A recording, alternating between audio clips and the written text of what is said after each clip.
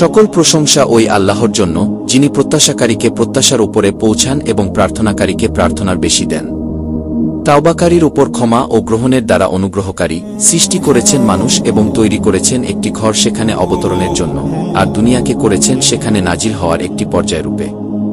যারা প্রকৃত ঘরের মর্যাদা সম্পর্কে অজ্ঞ তারা তাদের বোকামিরি কারণে এ দুনিয়াকেই তাদের মূল আবাস বানিয়ে নিয়েছে, অতঃপর তাদেরকে সেখান থেকে তাদের আশাকাঙ্ক্ষা পূরণ হওয়ার পূর্বেই তাদের ইচ্ছার বিরুদ্ধে নিয়ে যাওয়া হয়েছে।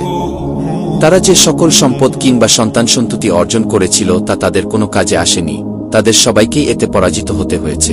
তুমি কি কাকদেরকে তাদের ভগ্নাংশের উপর কাঁদতে দেখনি? কিন্তু যাকে আল্লাহ তাওফিক দিয়েছেন সে দুনিয়াকে সঠিকভাবে চিনতে পেরেছে, ফলে তার সামনে আজ্ঞাবহ হয়ে পড়ে থাকলেও সে দুনিয়া দ্বারা প্রতারিত হয়নি। সে আল্লাহর ক্ষমা ও এমন জান্নাত লাভের জন্য প্রতিযোগিতায় লিপ্ত হয়েছে যার প্রশস্ততা আসমান ও জমিনব্যাপী, যা শুধু তাদের জন্য তৈরি করা হয়েছে যারা আল্লাহ ও তার রাসূলের উপর ঈমান এনেছে। আমি সাক্ষ্য দিচ্ছি যে একমাত্র আল্লাহ ছাড়া কোনো ইলাহ নেই, তার কোনো শরিক নেই, এমন সাক্ষ্য যে সাক্ষীদাতা সে সাক্ষ্যের দলিল প্রমাণাদি ও মূলনীতি সম্পর্কে সম্যক অবগত। আমি আরও সাক্ষ্য দিচ্ছি যে মুহাম্মদ তার বান্দা ও রাসূল। আল্লাহ তার উপর সালাত পেশ করুন, যতদিন মৃদু বাতাস তার উত্তর দক্ষিণ থেকে প্রবাহিত হবে এবং সেটা সামনে ও পিছনে বয়ে যেতে থাকবে। আরও পেশ করুন আবু বকরের উপর যিনি সফর ও অবস্থান সর্বাবস্থায় তার সাথী ছিলেন, অনুরূপ উমারের উপর যিনি ইসলামকে এমন তলোয়ার দিয়ে হেফায়েত করেছিলেন যার মধ্যে কোনো প্রকার খাঁজ পড়ার ভয় ছিল না, অনুরূপভাবে উসমানের উপর যিনি তার উপর আপতিত বিপদে ধৈর্যধারণকারী ছিলেন, আর আলীর উপর যিনি তার উপর কারো হামলা হওয়ার আগেই নিজের বীরত্বে ছিলেন সম্মুখগামী। অনুরূপভাবে রাসূলের সকল পরিবার পরিজন, সাহাবীগণ এবং যুগ যুগ ধরে তাদের সুন্দর অনুসারীদের উপর, আর আল্লাহ তাদের উপর যথাযথ সালামও প্রেরণ করুন।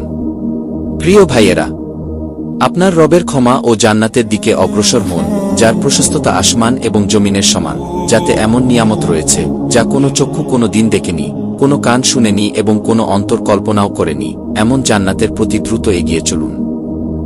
ইসলামী শরীয়তের দৃষ্টিতে জান্নাত হল পরকালীন চিরস্থায়ী বাসস্থান, যেখানে আল্লাহ তাআলার সন্তুষ্টি অর্জনকারী মুমিনগণ প্রবেশ করবেন। কোরআন ও হাদিসে জান্নাতের বর্ণনা অত্যন্ত বিস্তৃতভাবে পাওয়া যায়, যা মানুষের জন্য স্বপ্নমা ও আকর্ষণীয় এক আবাসস্থলের প্রতিচ্ছবি তুলে ধরে। জান্নাতকে চিরসুখের স্থান হিসেবে বর্ণনা করা হয়েছে, যেখানে কোনো দুঃখ, কষ্ট, ক্লান্তি কিংবা ব্যথা থাকবে না। সেখানে প্রবাহিত হবে দুধ, মধু, পানি ও মদের নহর, যা মানুষকে অমৃতের মতো আনন্দ দেবে। জান্নাতের গাছপালা ও ফলমূল হবে অত্যন্ত মনোরম এবং সুস্বাদু। হুর ও গিলমান নামে জান্নাতের সেবায় নিয়োজিত বিশেষ সত্তা থাকবে, যারা জান্নাতবাসীদের সেবা করবে। জান্নাতের সবচেয়ে বড় নিয়ামত হল আল্লাহ তাআলার দর্শন লাভ। এটি এমন এক নিয়ামত যা কেবল মুমিনগণই পাবেন।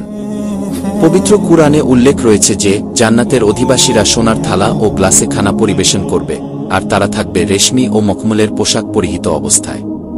তাদের বসবাসের জন্য থাকবে মূল্যবান মাণিক্য ও মুক্তার তৈরি প্রাসাদ, যেখানে শান্তি ও নিরাপত্তার পরিবেশ বিরাজ করবে।